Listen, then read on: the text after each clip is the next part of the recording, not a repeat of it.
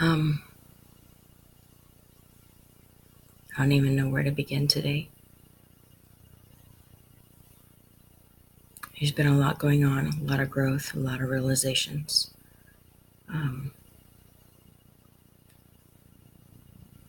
After the whole thing with Matthew and I, we've been really stepping up and trying to work on our marriage. It's not easy when you have two very, very different people from two very, very different backgrounds who heal in two very, very different ways.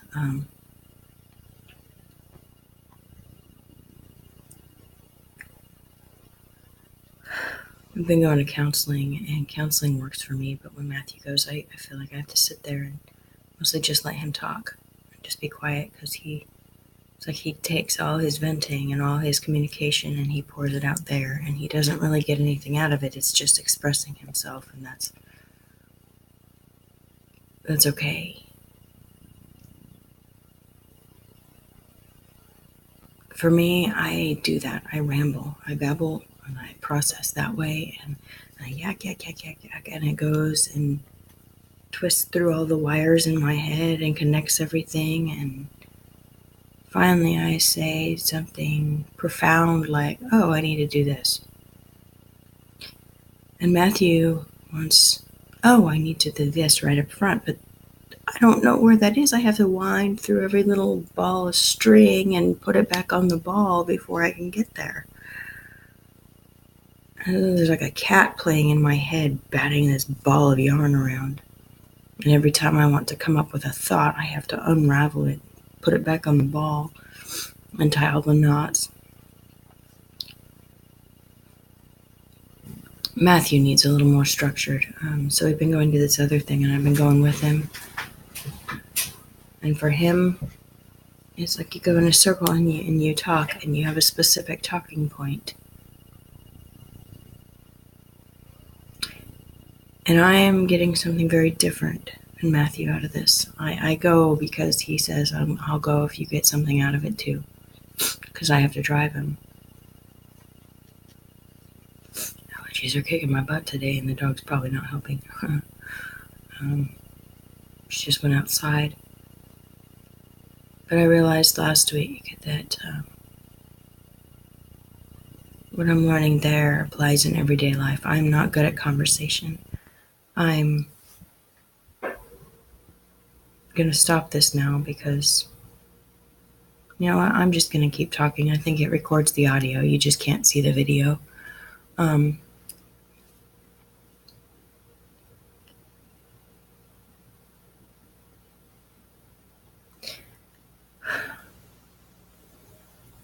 I've spent my whole life sitting there formulating the perfect thing to say while somebody else is talking, and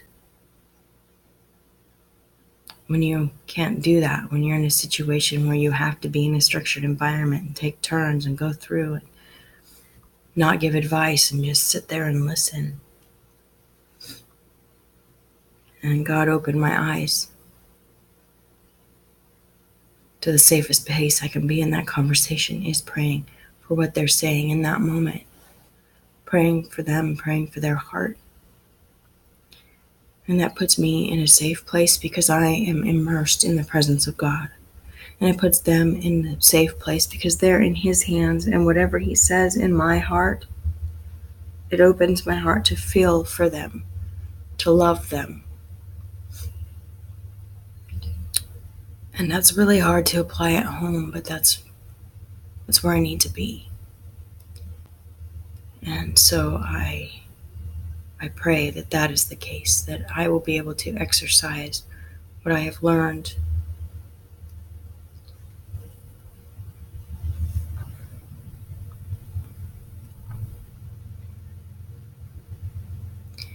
And then I've been hearing about serving where you're at, but to hear it in an interview yesterday with a missionary who's serving with her family, who's participating, who's living out what she knows and what she does, and who says exactly what I've been thinking, but it's really hard when you're in the moment to remember that. is that God works in all of that, and you just have to be faithful in these little things that He's called you to, and He will direct you, and He will guide you, and He will put you in the right direction. I guess a part of it feels like that one time I went shopping with Matthew into the mall where I was overwhelmed and I couldn't deal with it. And I wanted this big thing, but I couldn't go do it myself. And so Matthew took me to the mall, and I walked in, and he immediately almost had a panic attack. And so I just hung on to him and closed my eyes and let him walk. And he walked awfully fast, and I probably bumped into 2 people. I don't know, or almost. But I didn't see this running. I heard it, but I focused on who was leading me. And when we got there, we picked it out, and I closed my eyes on the way back out. And I think there's moments, like she said, of glimpses. God gives you glimpses. Those moments when you can open your eyes and see the bigger picture, but for the most part, you just have to tune out all that background noise that tries to divert your attention, that tries to send you into a panic, that tries to paralyze you and keep you from getting to this place. And you have to focus on the one who's leading you.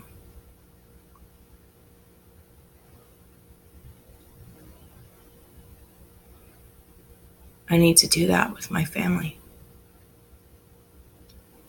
I need to stop worrying about whether Dimitri's going to graduate or not. And just focus on the one who's leading me. I can't control his behavior, his actions, his choices. I can't control whether Tyler saves money and gets ready to move out. I can't control that. I need to close my eyes to that noise that tries to dictate. I need to control and follow the one leading me. I need to stop worrying about whether my husband's actually going to give up the bad habits he's picked up that I swore I'd never marry.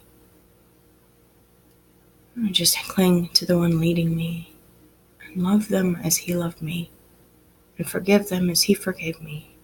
And it's not easy in the moment.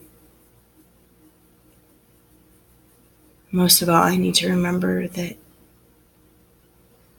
I need them to do the same for me. I need them to give me that love and forgiveness as Christ has given them. Because more often than not, I fail and fall and sin, and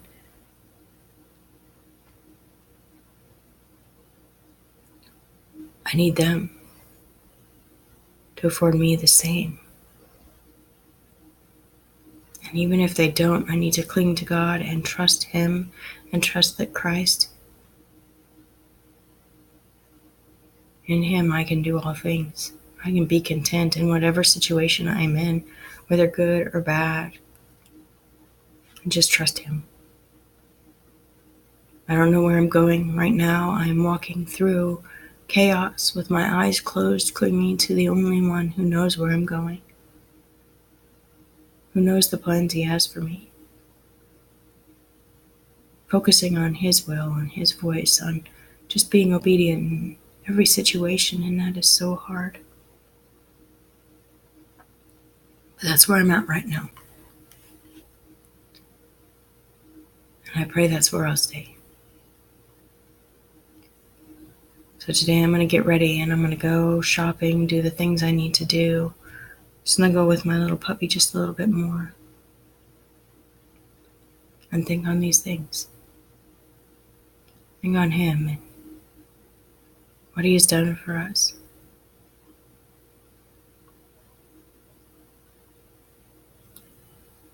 And with that, I'll pass.